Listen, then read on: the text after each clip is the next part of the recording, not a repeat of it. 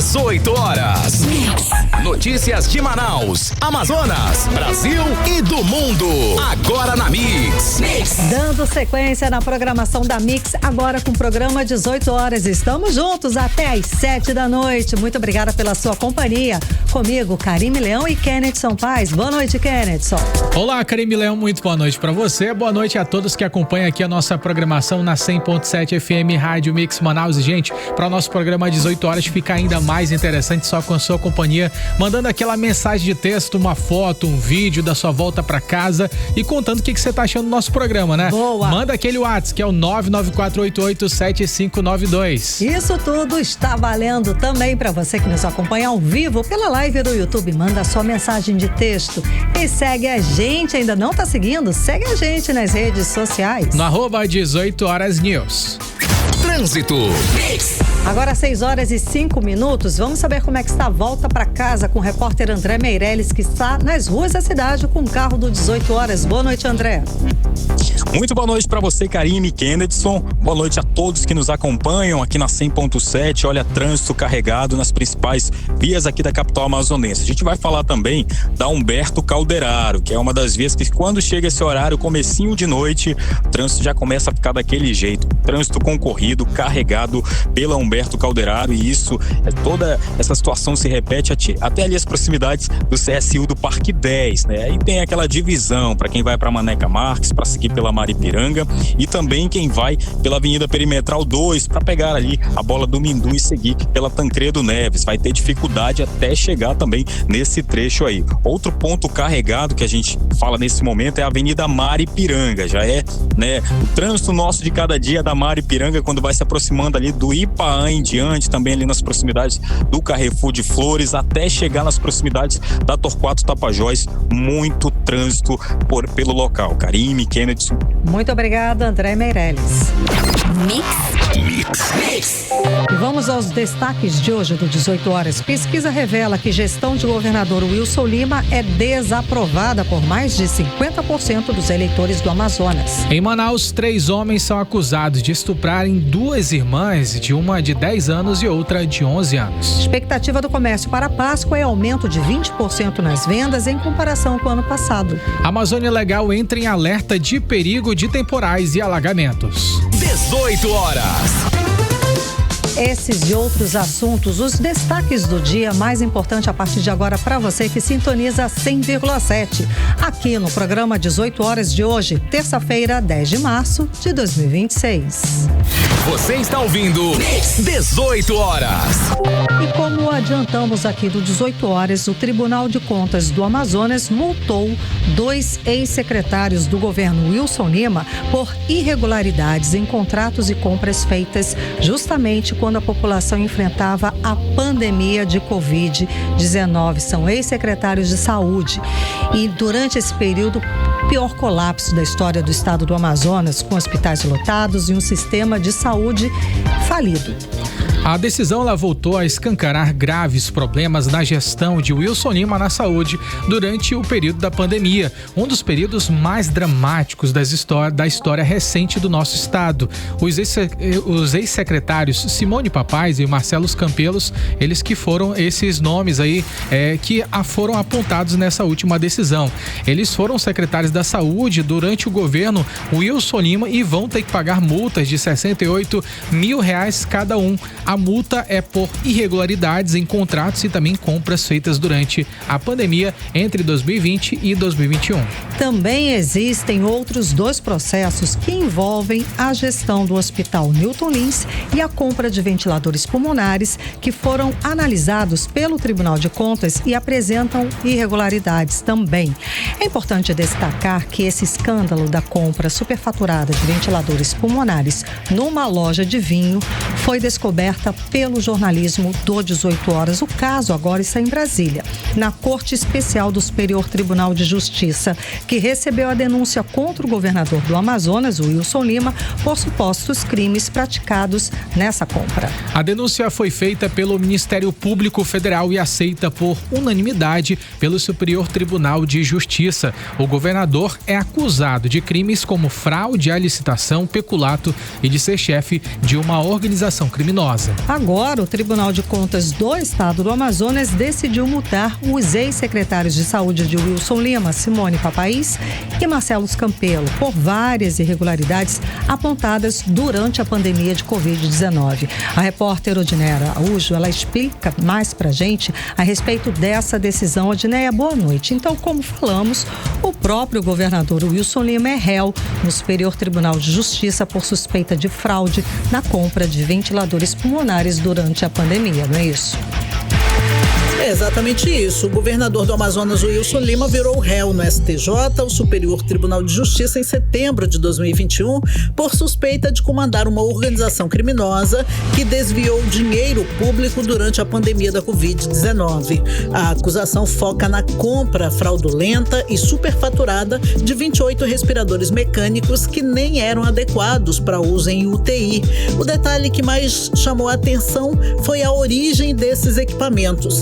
Eles foram comprados em uma loja de vinhos e ainda com sobrepreço de 133%, em pleno momento em que hospitais do Amazonas enfrentavam falta de leitos e pacientes lotados e sufocando, lutavam para respirar, né? Segundo as investigações, o governo do Amazonas favoreceu uma importadora de vinhos para intermediar essa compra, gerando um prejuízo aos cofres públicos que passava de 2 milhões de reais.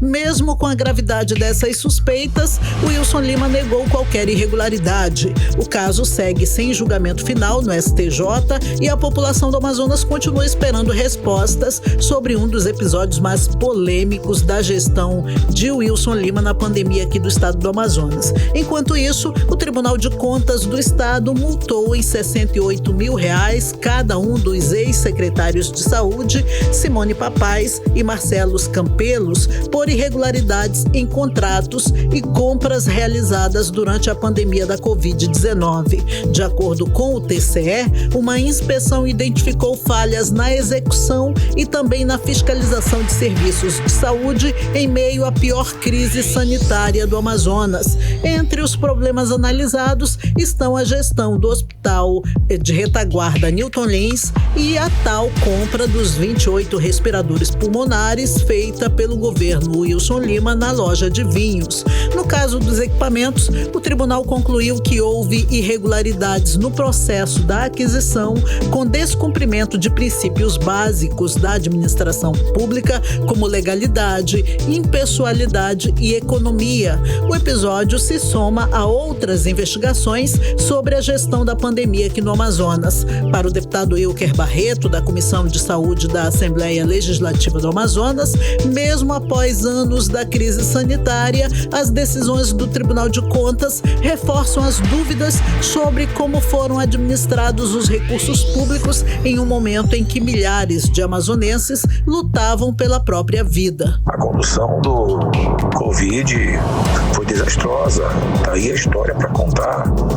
E agora as consequências estão aí. Precisa mesmo, com rigor, de órgão de controle, certo? Fazer valer a precaução do dinheiro do povo. Eu vejo com tristeza, porque quando o TCE emite uma nota nesse sentido, uma recomendação, ou então multa, é porque algum cidadão ficou desassistido, entendeu? Então, e agora, quem é que volta no tempo? Quem é que devolve a vida? Só sente a falta da perda do ente querido, os familiares.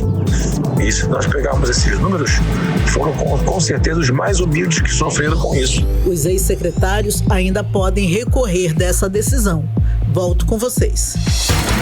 O importante é destacar que o estado do Amazonas foi um caso apontado como o pior estado no enfrentamento da Covid-19 no mundo. Informação que o epidemiologista da Fiocruz, Gési Orellana, falou diretamente em entrevista aqui no programa 18 horas. Exatamente. Essa entrevista foi concedida em janeiro desse ano. E ele apontou a negligência sanitária e omissão do governo do Amazonas, Wilson Lima, por essa gestão desastrosa durante a Covid, que colocou o Amazonas como o pior estado do mundo na gestão da Covid-19. Vamos ouvir um trecho da entrevista concedida pelo epidemiologista no dia 14 de janeiro desse ano. Nós temos, na verdade, inúmeras provas da negligência, da falta de sensibilidade desse governo criminoso do Wilson Lima. Eu espero que o eleitor que está ouvindo essa reportagem lembre-se disso nas próximas eleições. Ele não pode ser eleito porque ele vai ter foro privilegiado. E se isso acontecer, nós vamos continuar sem responsabilizar provavelmente o maior responsável pela pior crise da epidemia de Covid-19 no Brasil e no planeta, Karine. 18 horas. Só lembrando que essa entrevista foi concedida em janeiro, no dia 14, justamente lembrando sobre a crise do oxigênio que nós enfrentamos aqui no estado do Amazonas durante a segunda onda da Covid-19 em 2021 e que foi também um outro marco negro durante essa pandemia aqui para o Brasil e para o estado do Amazonas e, como ele falou, foi a pior do mundo, né, Kennedy? Exatamente, Karime. Inclusive, aqui no programa 18 horas, ele mencionou sobre essa crise sanitária que de fato se arrastou ao longo de nosso estado. Infelizmente, por conta dessa má gestão, vidas foram perdidas aqui em nosso estado. E até hoje, Karime, várias crianças, inclusive, ficaram órfãs por conta desse episódio cruel. Exato, famílias foram desfeitas e a população continua aguardando que os responsáveis sejam punidos. E o 18 horas vai seguir acompanhando as decisões judiciais sobre essa, que foi a pior crise sanitária enfrentada no estado do Amazonas. Agora em Manaus, 6 horas e 15 minutos. Você está ouvindo 18 horas. E a Páscoa já está em decoração aqui em Manaus, Karime. Olha só, muitos lugares, inclusive passei hoje pelo shopping. Já tinha vários ovos de Páscoa. E aí depois do carnaval, o comércio agora começou a chamar muita atenção porque a gente já consegue ver toda essa decoração para Páscoa. Essa antecipação, ela segue uma tendência nacional e tem como objetivo estimular o planejamento das compras e também facilitar o orçamento das famílias. Só que tá caro, viu? Pois é, a gente compra tá tão barato assim não. Pronto, parcela. E ovo de Páscoa já foi a época que foi barato, né? Agora já vi até meme falando, ó, aproveita o seu FGTS para comprar ovo de Páscoa. Tipo isso. Bom, segundo a pesquisa da FEComércio aqui do estado do Amazonas, a expectativa é boa, tá? Do setor é de um crescimento aí de entre 10% até 20% nas vendas em comparação com o ano passado. E quem traz esses detalhes pra gente agora ao vivo é a repórter Vanessa Lima. Boa noite, Vanessa. Então, essa antecipação aí nas prateleiras já tem impacto no comportamento dos consumidores, porque a gente já começa a ver, analisar, ver o preço e já antecipa essa compra, não é isso? E a gente consegue ver as preferências de compra do público nesse ano. Isso mesmo, Karime. Muito boa noite para você, para o Kennedy e para todos os nossos ouvintes. Tem impacto no comportamento do consumidor? Sim, hein? Com os produtos chegando mais cedo às prateleiras, muita gente já começa a pesquisar preços, comprar marcas e até garantir os chocolates com antecedência. E essa estratégia dos supermercados acaba estimulando o público a planejar melhor as compras e aproveitar as promoções. Bom, do ponto de vista econômico, a Páscoa movimenta toda uma rede de produção e varejo, influenciando diretamente o ritmo de consumo, como comenta a doutora em economia, Michele Aracati. Vamos ouvi-la. Nós temos um otimismo que gira em torno do aumento das vendas entre 12% chegando a 20% no comércio local, e isso se deve principalmente ao que nós chamamos de pré-Páscoa, que é a venda dos produtos principalmente em feiras, em eventos. E esses produtos, eles se destacam principalmente quando você olha para aquele produto feito de uma forma artesanal. E vale ressaltar também que o otimismo do setor leva em consideração que a Páscoa configura como uma das datas mais importantes, quando a gente fala principalmente no aspecto ligado às vendas. 18 horas. Agora falando sobre as preferências de compra, entre os itens mais procurados continuam os ovos de chocolate tradicionais, principalmente os de marcas conhecidas e o que vem com aqueles brindes, né, que fazem muito sucesso entre as crianças. E tem outra mudança interessante no comportamento do consumidor. Muita gente tem escolhido cestas personalizadas, kits de chocolates ou versões menores, alternativas que mantêm a tradição de Páscoa, mas sem pesar tanto no bolso. bolso. E também tem um outro detalhe, que é o crescimento na procura por produtos mais sofisticados ou versões premium, principalmente para presentear. Segundo a pesquisa, 8 em cada 10 entrevistados pretendem gastar entre R$51 e R$200 com chocolates e 63% dizem que vão comprar para toda a família. O estudo também revela que 97% dos entrevistados já colocaram o chocolate na lista de compras para a data, mostrando que a Páscoa realmente movimenta o bolso e o planejamento das famílias manauara. Ou seja, mesmo com um cenário econômico considerado desafiador, o setor segue otimista, porque a Páscoa continua sendo uma das datas mais importantes para o comércio, como reforça a economista Denise Cassama. Vamos ouvi-la. Essas datas são importantes, elas impulsionam o comércio, geram mais emprego, geram renda para a população e principalmente geram oportunidades para quem quer empreender, quem está buscando uma renda extra. Então é uma ótima oportunidade. 18 horas. Então a gente pode esperar sim supermercados com corredores movimentados, carrinhos cheios, aquela agitação boa de Páscoa, né? E um comércio bastante aquecido. Vamos lá, tomara. Tá todo mundo muito otimista. Obrigada, sim. Vanessa Lima. Você está ouvindo 18 horas. Agora mudando o clima, Karine, porque infelizmente a gente vai falar de mais um caso macabro aqui registrado em nosso estado do Amazonas. 2 irmãs, sendo uma de 10 e outra de 11 anos, elas foram vítimas de estupro.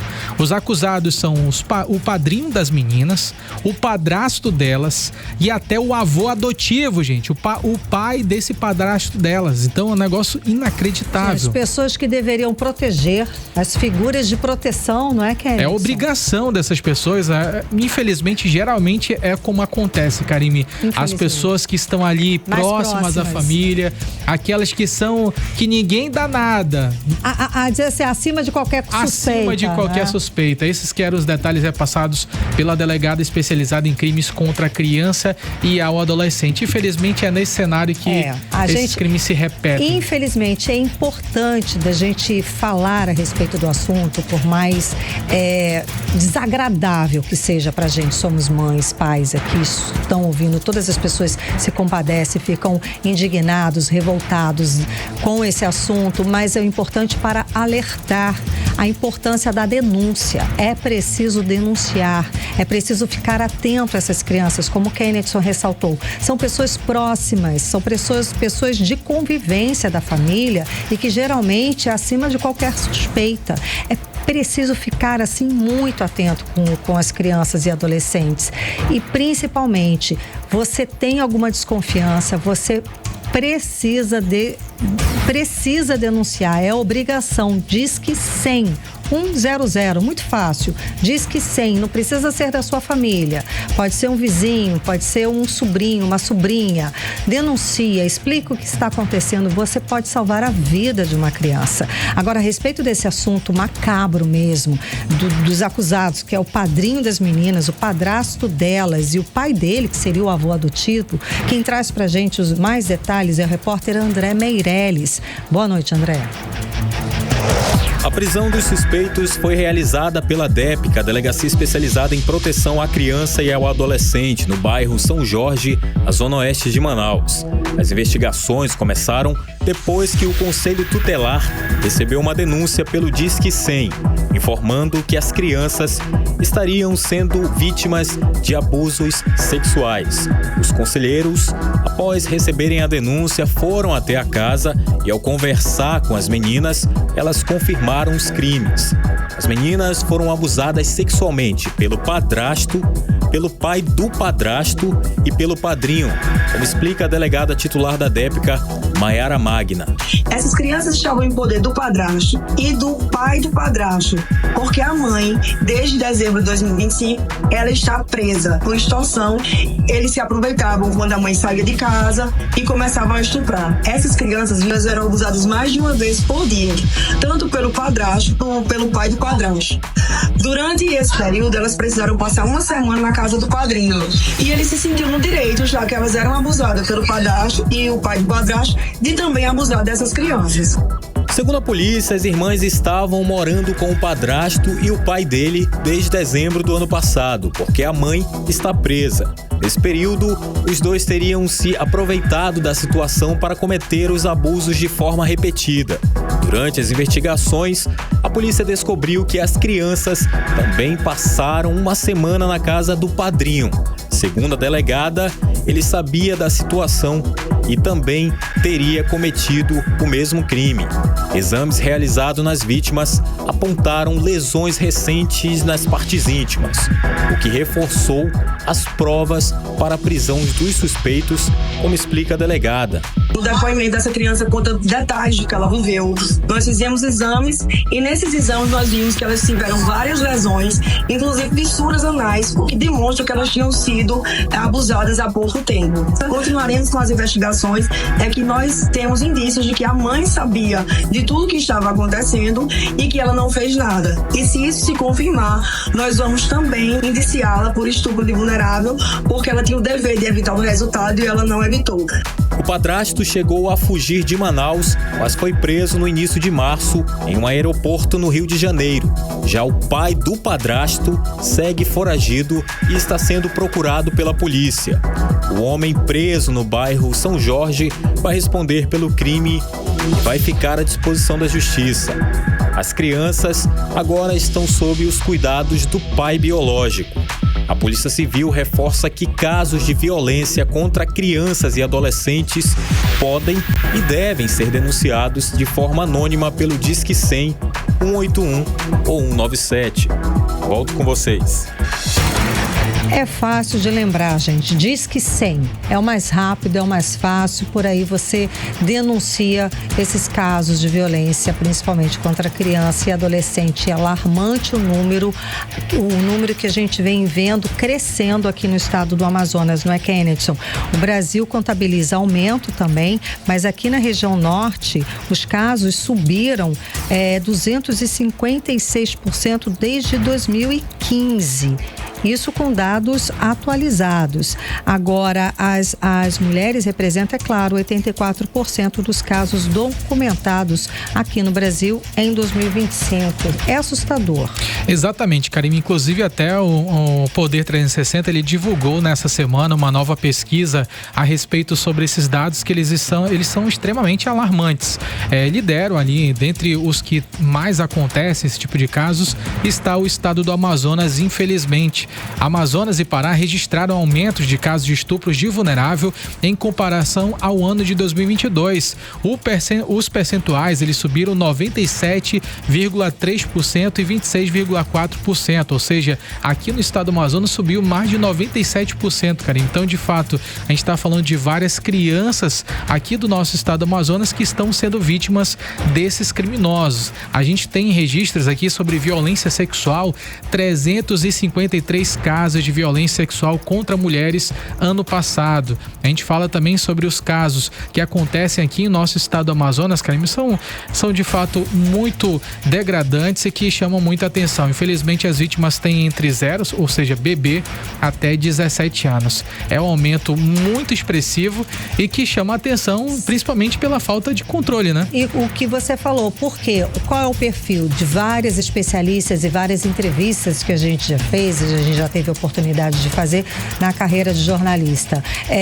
Tem esse perfil, são pessoas acima de qualquer suspeita, são pessoas muito próximas a essas crianças. É padrasto, é tio, até o pai dessa criança. Então é preciso sim redobrar a atenção. Disque 100 100 é muito fácil. Desses números, tem que o norte ele lidera com números no país de 50,3% desse aumento de crimes, de estupros de vulnerável no país, gente. Então é preciso sim denunciar. A gente traz esses assuntos horríveis, terríveis e macabros para alertar a população. Não passa pano, não finja que não é com você, é com o vizinho, é com uma criança que você está vendo, é com a amiguinha do seu filho. Denuncia, investiga, você pode estar salvando uma vida. Você está ouvindo 18 horas. Política. Agora em Manaus, 6h28. Vamos mudar de assunto. Vamos para o nosso quadro de política com Kennedson Paes e Nathalie Moraes. Nathalie, boa noite, Nathalie. Então, o levantamento do Instituto Direto ao Ponto mostra que a gestão do governador Wilson Lima é desaprovada por 52% dos eleitores do estado do Amazonas. A avaliação negativa supera a positiva e aparece em peso na classificação aí de ruim e péssima.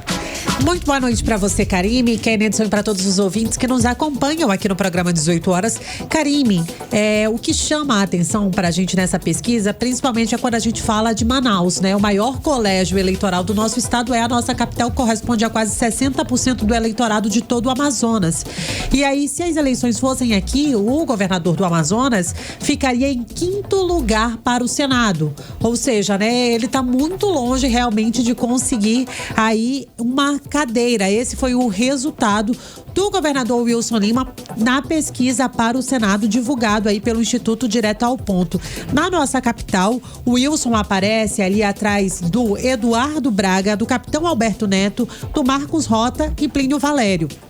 Esse resultado, Karime e Kennedson, reforçam pra gente o cenário de rejeição do governador entre os eleitores amazonenses. Segundo esse levantamento, a desaprovação da gestão estadual chega a 52% aqui no Amazonas. O desempenho na capital também quebra, a gente pode dizer assim, né, Kennedson, uma tradição política de mais de 3 décadas no estado. Só pra gente ter uma ideia, desde a década de 90, né, vamos dizer assim, governadores que concluíram seu mandato conseguiram ali manter a força política. Movimento natural, né, Nath? Para disputar. Para a cadeira de Senado. Exatamente, né? A gente lembra de grandes figuras que já passaram aqui pelo cargo de governo do Amazonas e chegaram à posição do Senado. Gilberto Mestrinho, Eduardo Braga, Amazonino Mendes, Omar Aziz. Exato, mas aí foram gestores que deixaram legado, né? Pois é, bem diferente dessa gestão, né, Karime? Mas muitos especialistas apontam, né, que várias crises contribuem aí para esses resultados. A gente não pode deixar de falar, é claro, da situação caótica da saúde pública em todo o Amazonas, né? Vocês abriram o programa 18 horas de hoje falando mais uma vez, né, daquela compra superfaturada dos respiradores, né, dos ventiladores pulmonares comprados ali em uma loja de vinho. Esse, com certeza, é um escândalo que afetou e muito a popularidade, a gente pode dizer assim, do governador Wilson Lima. A gente denunciou aqui no programa 18 horas a situação das crianças cardiopatas que morreram ali na fila do Hospital Francisco Mendes, as crianças oncológicas, né, que aguardaram ali por muito tempo na Fundação SECOM. São realmente um conjunto de fatores que ajudam a explicar pra gente o porquê esse índice de rejeição tão alto, né? E aí a gente até chega a se perguntar, será que foi esse índice de rejeição que ele já sabia, né? Essa não é a primeira pesquisa, né, que a gente traz aqui para os nossos ouvintes no 18 horas, onde o governador atinge um nível de desaprovação muito grande. Será que foi realmente esse o fator determinante para que ele desistisse, né, dessa pré-candidatura ao Senado? Mas antes de passar a bola para o Kennedson, Karime, agora há pouco eu recebi informações que o governador Wilson Lima pediu, Kennedson, à Assembleia Legislativa do Amazonas a autorização para incluir naquele orçamento que já tinha sido autorizado pelos deputados estaduais durante a votação da lei orçamentária anual, já tinha 38 bilhões de reais. 38 bilhões de reais. Para que fossem utilizados no ano durante de 2026. Aí hoje, ele foi lá e pediu para os deputados estaduais, olha galera, vamos lá, vocês podem me dar uma ajuda? Preciso pagar umas contas. E para pagar essas contas, eu preciso de nada mais, nada menos que 3,2 bilhões de reais. A mais. Ele está pedindo mais um empréstimo de mais de 3 bilhões de reais.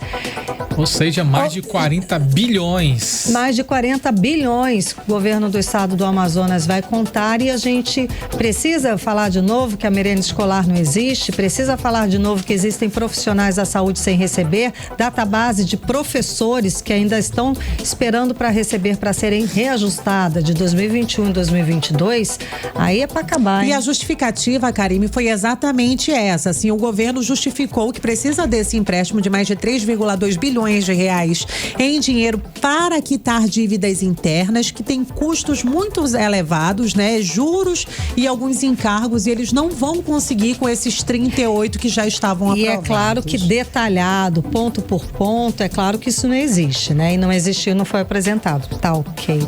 Vamos aguardar, né? Vamos só fazendo conta aqui de bilhões, né? Numa gestão do governo do estado do Amazonas que conseguiu derrubar os índices mais importantes da sociedade, que é saúde, educação e segurança pública. Vamos seguir daqui?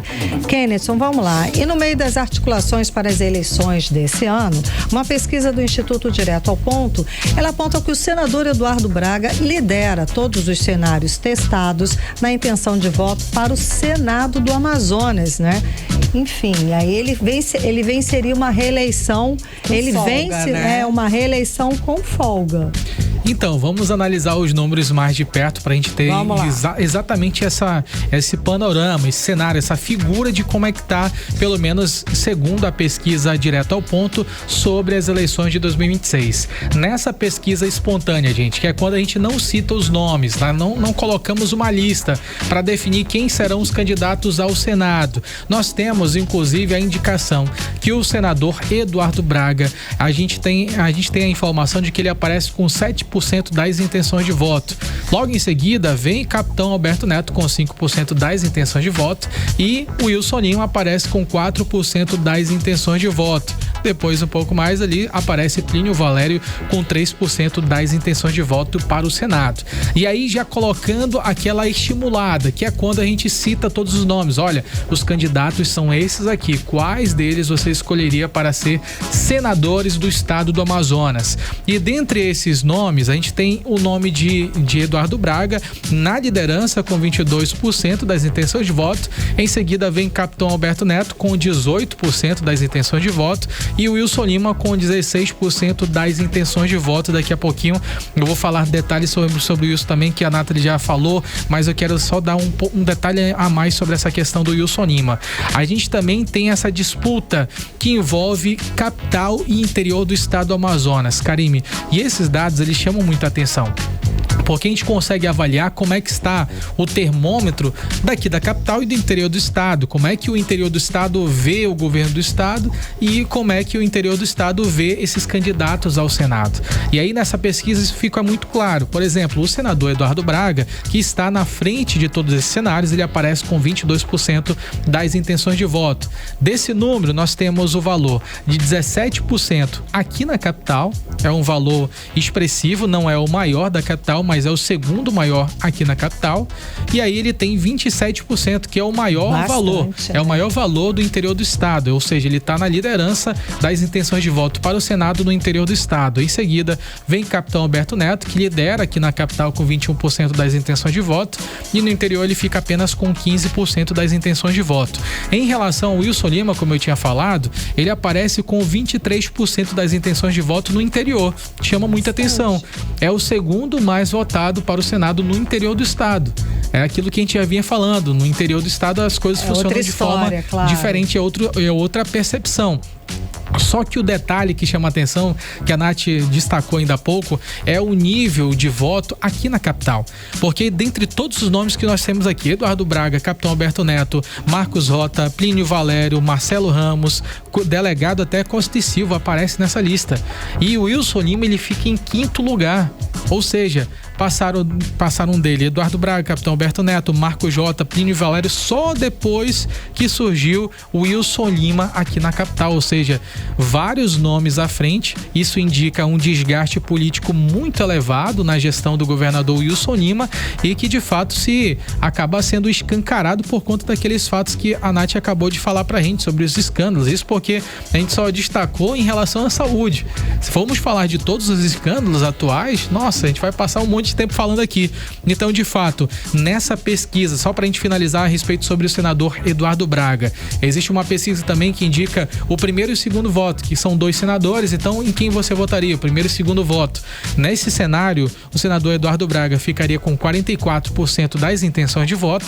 Em seguida, Capitão Alberto Neto com 36% das intenções de voto e o Wilson Lima com 32% das intenções de voto, isso somando o primeiro e o segundo voto em Manaus Manaus e também no interior do estado do Amazonas. A margem do Eduardo para o capitão Humberto Neto não é tão grande assim, mas para o Wilson Lima, por exemplo, é muito gigante.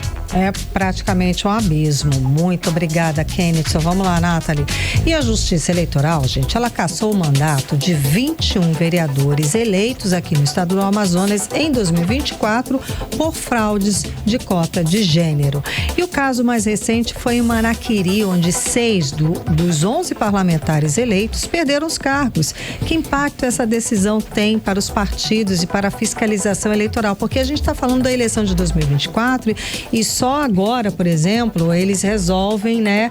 Eles decidem tirar os mandatos. E aí? Então, Karime, né? O caso mais recente chamou muita atenção, que foi do município de Manaquiri. A gente até falou assim, vai ficar ok, né? Ficou ninguém. Lá só tinham 11 vereadores, 6 foram cassados e todos por cota de gênero, né? Mas o que é que a gente realmente está querendo chamar a atenção, né? Os especialistas têm dito, Karime, que tem sido muito positiva essa cassação de vereadores por fraude na cota de gênero, porque essa medida não significa o fim desse tipo de crime, mas quer dizer assim, as autoridades realmente estão de olho. E assim, isso não acontece só em municípios do interior do Amazonas, não, né? A gente teve pelo menos 2 vereadores aqui na Câmara Municipal de Manaus que foram afastados dos seus cargos e estão aí recorrendo em outras instâncias para que sejam mantidos no poder, mas realmente, né, muita gente tenta de alguma forma fugir ali do judiciário, manter ali essas candidaturas fictícias para serem mantidos no poder, mas a gente precisa dizer realmente que o Congresso Nacional tá de olho e esse tipo de crime não é mais um tipo de crime que está passando de forma impune, a gente pode dizer assim. Esses políticos, eles realmente têm perdido seus mandatos, tanto que nos últimos tempos a gente teve pelo menos 21, né, vereadores aqui no Amazonas cassados, e a gente realmente trouxe esse assunto de novo à discussão só para que a gente possa mudar essa lógica, né, que a sociedade realmente pode contribuir e fiscalizar junto à Justiça Eleitoral, já que esse ano também é ano de eleição, Karine. Tá certo, Nathalie, tá certo. Kenneth, vamos lá. Gente, tem a disputa da OAB Amazonas pela vaga do 5º Constitucional no Tribunal de Justiça, que tem sido marcada por muita polêmica, teve muita confusão, já teve aquele indicado pelo governador que depois não pôde mais ser indicado, e agora enfim, envolvendo vários nomes como Flávio Antoni e Marco Aurélio Choi. Bom, conta pra gente que agora esses 2 nomes são apontados como favoritos, não é, Kenneth? Mas como é que tá essa confusão? Parece que vai, mas não vai. Pois é, nunca vai. Pois é, olha só, tem mais uma atualização. A Ordem dos Advogados do Brasil, daqui da Seccional Amazonas, ela remarcou agora pro dia 29 de março a eleição do chamado 5º Constitucional. E aí esse processo ele vai definir uma lista sextupla de advogados que disputam uma vaga de desembargador no Tribunal de Justiça do Estado do Amazonas. A nova data ela foi definida após o Conselho Federal da OAB julgar um recurso que havia suspendido temporariamente o processo.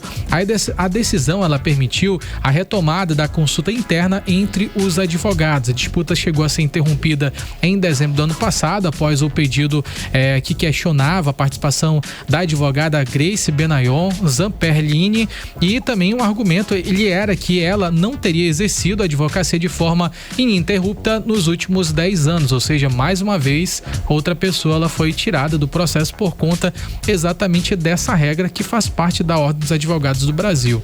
E no julgamento realizado nesta semana, o relator do caso ele entendeu que a candidatura ela atende os requisitos, ou seja, eles voltaram atrás a essa etapa para poder ela participar dessas eleições, e com isso o processo foi liberado para poder seguir. A expectativa agora é que cerca de 9.000 advogados ele participem dessa votação em todo o nosso estado do Amazonas.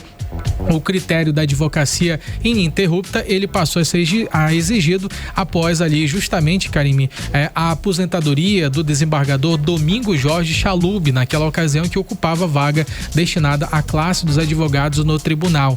E aí com essa nova regra também impactou diversos outros nomes, inclusive o de Flávio Antoni, que foi aquela indicação do governador Wilson Lima. Ou seja, temos aí uma nova data marcada. Essa lista ela vai ser enviada para o Tribunal de Justiça, que vai reduzir esses nomes para 3. E aí, depois dessa escolha final, Karime, de 3 nomes, são 6 nomes atuais. Certo. Definiu os 6. Depois vai ser 3 nomes. Vão ficar só Desses 3 nomes vai ser enviado para o governo do estado do Amazonas, que vai definir qual será o próximo desembargador do estado do Amazonas. E vamos aguardar isso tudo. Muito obrigada. Bloco de Política com Kennedson Paes e Nathalie Moraes.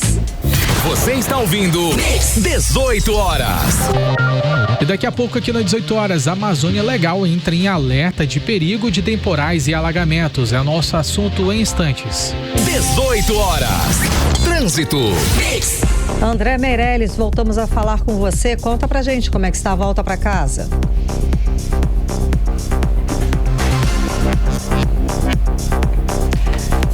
Boa noite mais uma vez. Olha, uma carreta em pane mecânica no início da Avenida Brasil, no sentido centro-bairro, está causando forte lentidão nesse trecho. Com isso, o trânsito segue carregado e o congestionamento já se estende até as proximidades da Prefeitura de Manaus, com muitos veículos na via. Agora, no sentido contrário, bairro Centro, a situação é diferente. O trânsito apresenta excelente fluidez, sem registro de retenções no momento. Volto com vocês. Muito obrigada, André Meirelles. 18 horas. Previsão do tempo.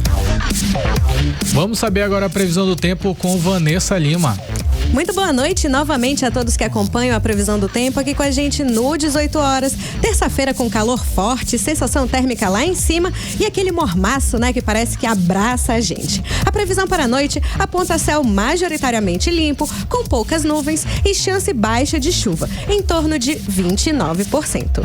E agora vamos falar sobre o clima de amanhã, 11 de março, quarta-feira. Segundo o Clima Tempo, a quarta começa abafada, com sol tímido e possibilidade de chuva rápida logo nas primeiras horas do dia. À tarde, o tempo muda. As nuvens ficam mais carregadas e aumentam as chances de pancadas de chuvas moderadas com trovoadas, chegando a 52%. À noite, o cenário fica ainda mais instável. A previsão indica chuva forte, com 74% de chance e possibilidade de volumes mais intensos. A temperatura nessa quarta varia entre mínima de 24 e máxima de 29 graus. A umidade relativa do ar fica em torno de 76% a 97%.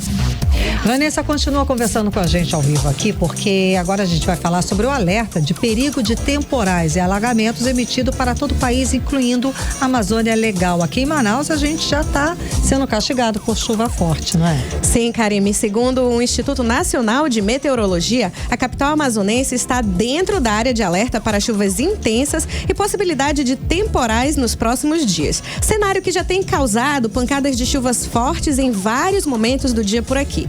E isso acontece porque estamos justamente no período chuvoso da região norte. A atmosfera fica mais carregada de umidade e favorece a formação dessas nuvens de tempestade. E esse cenário se estende por todas as regiões do país, que devem sentir os efeitos desse tempo instável. As chuvas podem vir acompanhadas de rajadas fortes de vento, descargas elétricas e risco de alagamentos, o que exige muita atenção da população, principalmente para quem vive naquelas áreas mais vulneráveis. Por isso, a orientação dos órgãos de meteorologia e da Defesa Civil é que a população redobre os cuidados, fique atenta aos avisos e evite áreas de risco durante temporais mais intensos. Karime. Muito obrigada pelas informações, Vanessa Lima.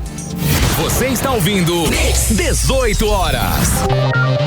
No mês das mulheres, a Justiça do Trabalho confirma: as mulheres jovens são as principais vítimas de assédio sexual no ambiente de trabalho no Amazonas e em Roraima.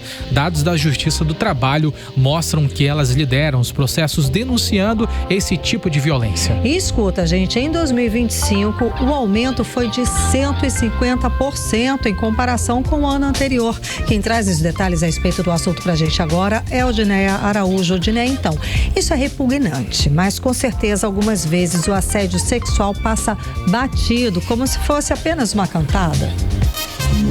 Exatamente. Por isso, especialistas lembram que assédio sexual não é apenas um comportamento repetido. Às vezes, é um único ato aparentemente simples. Podem ser também comentários de cunho sexual, convites insistentes ou toques sem consentimento. Sabe aquele toque bobo ou descuidado? Pois é. pode ser considerado crime e gerar punições trabalhistas, civis e até penais. E um levantamento do Tribunal Regional do Trabalho da 11ª Região revela um retrato preocupante nesse mês das mulheres. Mulheres entre 18 e 39 anos são as que mais procuram a justiça para denunciar assédio sexual no trabalho. Elas representam 62% dos casos registrados aqui no Amazonas e em Roraima, com idade média de 34 anos. Entre 2020 e 2026, por exemplo, foram contabilizados 659 processos envolvendo esse tipo de violência. E o número de julgamentos disparou. Em 2025, houve um aumento de 150% em comparação com 2024. Os dados mostram que a maioria das denúncias envolve pessoas físicas, mas empresas e até órgãos públicos também aparecem entre os acusados. Para a juíza do trabalho, Jéssica Menezes, o crescimento dos casos pode ter duas explicações nesse caso. Primeiro, o aumento da violência contra a mulher em si e, ao mesmo tempo, uma maior coragem das vítimas em denunciar. Na minha avaliação, é uma combinação desses fatores. A gente percebe que há sim um aumento da violência contra a mulher, o que inclui também o assédio sexual. Agora, também hoje há uma conscientização, uma campanha de ensinamento e educação também da população e dessas mulheres. O que se percebe também, esse aumento dos processos, quando vem uma decisão que de fato consegue proteger essa vítima, há um efeito cascata. As outras vítimas veem isso como um fator positivo, vê uma garantia de resposta rápida e efetiva e se sente então motivada a também buscar os seus direitos por meio da Justiça do Trabalho. Em média, os processos levam menos de um ano para serem concluídos entre a primeira e a segunda instância. A juíza trabalhista, Jéssica Menezes, ressalta que as empresas precisam combater esse tipo de crime. O assédio não será tolerado e que essa empresa ela sofrerá as consequências, né, previstas na legislação. E num tempo razoável, né? A justiça, para que ela seja efetiva, ela tem o tempo razoável do processo, como está previsto na Constituição. Não pode demorar demais, senão a sensação para a vítima é justamente de que não teve resposta, se a resposta demorar muito a vir. E nesse sentido, a Justiça do Trabalho ela tem essa preocupação, não só de dar uma resposta, mas de dar uma resposta efetiva, célere. Bom, o desafio agora é transformar as decisões judiciais em algo maior, né? Ambientes de trabalho mais seguros e respeito real às mulheres, e não apenas nesse mês das mulheres ou no Dia das Mulheres, né? Volto com vocês. Você está ouvindo 18 horas. E a gente segue agora falando sobre saúde. O Brasil registrou um aumento no número de casos de mpox nesse primeiro trimestre de 2026. Segundo dados do painel de monitoramento do Ministério da Saúde, o país já contabiliza 140 casos confirmados da doença, o número mais que dobrou desde a segunda quinzena de fevereiro, e acende um alerta para as autoridades de saúde. E a situação também está sendo acompanhada aqui no estado do Amazonas, onde as secretarias municipal de saúde já notificaram casos suspeitos da doença. Quem tem os detalhes pra gente é a repórter Nathalie Moraes. Nathalie, boa noite mais uma vez. Então, qual o cenário atual da mpox aqui no estado e como as autoridades estão monitorando esses casos? Boa noite para vocês no estúdio e aos nossos ouvintes. O cenário atual da mpox aqui no Amazonas é de alerta e monitoramento contínuo por parte das autoridades de saúde. Até o momento, 9 casos suspeitos da doença foram notificados pelas secretarias municipais de saúde aqui do estado. Desses, 5 foram descartados após investigação epidemiológica e análise laboratorial, enquanto 4 ainda permanecem em investigação. Até agora, não existem casos casos confirmados de mpox no Amazonas em 2026.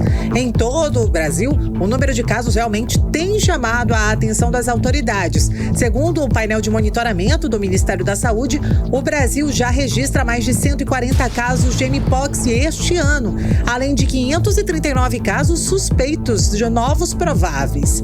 O número mais que dobrou nas últimas semanas e representa um aumento de 59% em relação ao levantamento de pelo menos 2 semanas atrás, quando o Brasil tinha apenas 88 casos confirmados. A maior concentração está no estado de São Paulo, com mais de 93 registros, seguido ali pelo Rio de Janeiro. Também há casos em outros estados, como Minas Gerais, Roraima e Rio Grande do Norte. O infectologista da Fundação de Medicina Tropical, o Dr. Antônio Magela, falou com a gente sobre esse aumento no número de casos da doença em todo o Brasil e os fatores que podem ter contribuído para esse crescimento nas últimas semanas. Nós já estamos hoje com 140 casos. São quase 540 casos suspeitos, com já 140 confirmados. A distribuição se manteve, né, com São Paulo em primeiro lugar, Rio de Janeiro em segundo e com Rondônia em terceiro lugar. Então isso mostra que o sistema está sensível, né? Os serviços de vigilância estão atuantes e à medida que os casos vão surgindo, já se esperava isso, inclusive, eles vão sendo identificados e os pacientes vão sendo isolados. Segundo os especialistas, a mpox é uma doença viral transmitida principalmente por contato direto com lesões na pele, crostas ou secreções de uma pessoa infectada. Por isso, a orientação é evitar principalmente o contato íntimo com pessoas que apresentem sintomas e procurar uma unidade de saúde ao identificar lesões ou outros sinais da doença, como explica o especialista. A transmissão é através do contato muito próximo, né, muito íntimo com as lesões. As lesões são repletas de vírus e é aquela lesão muito parecida com a catapora, que é uma referência próxima que nós temos para comparar. Surge uma mancha na pele que vira uma pápula, uma lesão sólida, dali a pouco ela vira uma vesícula cheia de líquido, o líquido fica purulento e aí ela explode, vira uma úlcera e depois vem a crosta, que é aquilo que o pessoal fala que é a casquinha da ferida. Enquanto não aparecer essa casquinha da ferida estiver ali totalmente seca, a transmissão está ocorrendo. Karime e Kennedson, eu volto aos estúdios com vocês. Você está ouvindo 18 horas. Economia. Vamos agora aos indicadores econômicos de hoje. O dólar fechou em baixa de 1,52%, cotado aos R$ 5,15. O euro fechou em queda de 0,12%, cotado aos R$ 98,00. O Bitcoin fechou em alta de 1,26%, cotado aos R$ 361.694. E o Bovespa fechou em alta de 1,29% aos 183.241 pontos. E o número de pequenos negócios abertos no Brasil bateu novo recorde nos primeiros 2 meses desse ano. De acordo com dados da Receita Federal, o resultado supera em 3% o recorde anterior, alcançado no primeiro bimestre de 2025. 18 horas. E agora escuta essa, do Amazonas para o mundo. Estudantes do nosso estado foram destaque numa competição internacional de matemática. Foi lá na Tailândia. Orgulho puro em Kennedson. E são alunos do Colégio da Polícia Militar, a escola Marco Antônio Vilaça, que voltaram para casa com as medalhas conquistadas. Bom, e medalhas do concurso internacional de talentos em matemática. E entre os destaques está o estudante Enos Miranda Júnior. Ele tem apenas 16 anos, que conquistou a medalha de ouro e o título All-Star, conquistado pelo melhor desempenho geral entre os competidores de vários países. A repórter Vanessa Lima traz pra gente os detalhes. Vanessa, muito boa noite novamente para você. Como é que foi a participação desses estudantes amazonenses nessa competição? Bom, Karime, Kennedson e ouvintes, a participação dos estudantes foi simplesmente de destaque. Ao todo, 9 alunos da 3ª série do ensino médio da Escola Estadual de Tempo Integral Marco Antônio Vilaça, o colégio o Colégio Militar da Polícia Militar representaram o estado no concurso internacional de talentos matemáticos realizados em Bangkok, na Tailândia. E eles voltaram para casa com um resultado que encheu de orgulho a educação pública daqui do estado. Entre os grandes destaques está o estudante Enos Miranda Júnior, de apenas 16 anos, que conquistou medalha de ouro e ainda recebeu o título de All-Star, concedido ao participante com o melhor desempenho geral entre os competidores de vários países. Ou seja, além dele trazer pra gente o ouro, ele foi o estudante com a maior pontuação da sua categoria no mundo. O estudante contou pra gente sobre a preparação que ele fez para chegar ao primeiro lugar. Vamos ouvi-lo. Minha preparação se dividia em 2 etapas. A primeira eu fiz uso de muitos livros, assim, alguns conhecidos e outros desconhecidos, assim, da matemática. Alguns eu posso citar como o livro de Geometria Analítica, do Paulo Wintering, e a coleção de livros dos Noções de Matemática, do Aref. E, basicamente, eu estudava muita teoria, trabalhava muito com questões e uma resolução intensa de questões, até chegar na minha segunda parte, que eu otimizei esses meus estudos através da inteligência artificial, e com ela eu preparei materiais, tanto teóricos quanto listas de questões de, por exemplo, 30 questões, e assim meu estudo ainda foi mais otimizado e eu consegui tornar essa preparação ainda muito mais efetiva. 18 horas. E as conquistas não pararam por aí, hein? Outros 5 alunos também subiram ao pódio com medalhas de prata. Ana Luísa Aguiar, Abraão Vitor, Bernardo Augusto e Sâmia Rosário e Laís Nicole. Já os estudantes Joaquim Matheus, Giovanni da Costa e Shelda Rayane garantiram medalhas de bronze, mostrando que o talento amazonense realmente marcou presença na competição. E quem acompanhou essa conquista de perto falou com muito orgulho. O comandante-geral da Polícia Militar, o coronel Klinger Paiva, também ressaltou que ver esses jovens representando o estado em competições internacionais prova que a educação pública tem potencial para formar talentos quando há incentivo, disciplina e dedicação. Vamos ouvi-lo. Uma vitória muito saborosa porque a preparação não foi fácil. A gente entende que o ensino público ele tem diversos desafios e é muito bom quando a gente tem alunos da rede batalhando, se esforçando e conseguindo esses resultados a nível internacional. Quando há união, quando há essa parceria, tudo dá muito certo. 18 horas.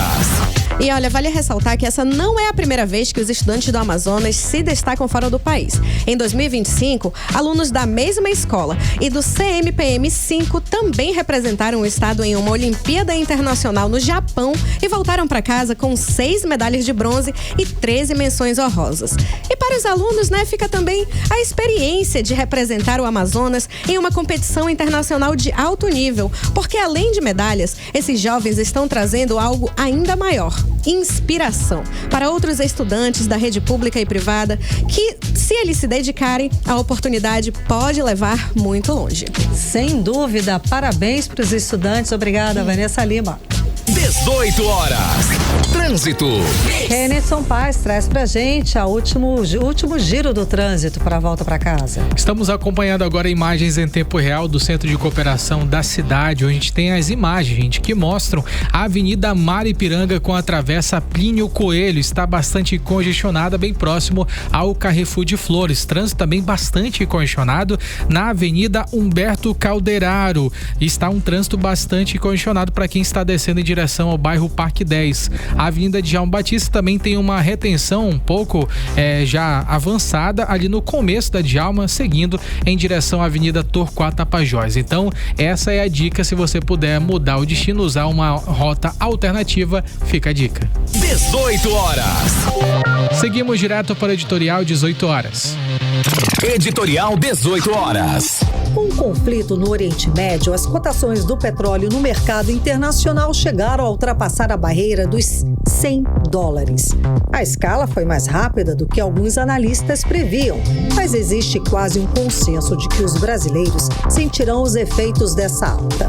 Em Manaus, os preços já subiram. Segundo os importadores de combustíveis, já haveria espaço para que a Petrobras reajustasse em R$ 1,22 a gasolina e em R$ R$2,74 o diesel.